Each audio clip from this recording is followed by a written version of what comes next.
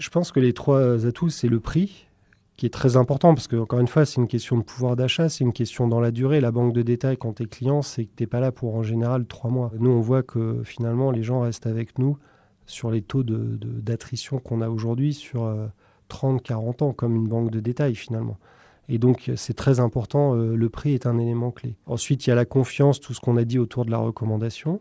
Ensuite, il y a la partie quand même innovation, et je parlais de la fonctionnalité du crédit immobilier par exemple. Donc en permanence aussi, je pense qu'il y a quand même une capacité à proposer des produits et des fonctionnalités qui correspondent aux attentes. Et ce que j'ai pas dit tout à l'heure par rapport au modèle, c'est que cette fameuse autonomie, les clients la demandent de plus en plus.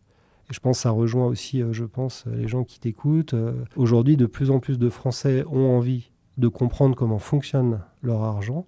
Ils ont envie de l'optimiser.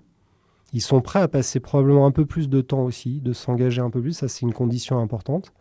Et on n'arrête pas de se plaindre de l'éducation financière en France, etc. Ok, c'est sûr que le niveau de départ est peut-être pas génial, mais je pense qu'il y a quand même une tendance qui est positive, c'est que les gens s'intéressent plus à ces sujets. Je pense qu'il y a plein de raisons qui l'expliquent. Et là, de ce point de vue-là, le fait d'avoir accès à des fonctionnalités, des contenus, j'en ai pas parlé, mais tu vois, dans cette dimension-là, il y a aussi tous les outils. Tu as des simulateurs, et quelque part, c'est tout ça combiné qui fait que tu as un intérêt à aller dans la banque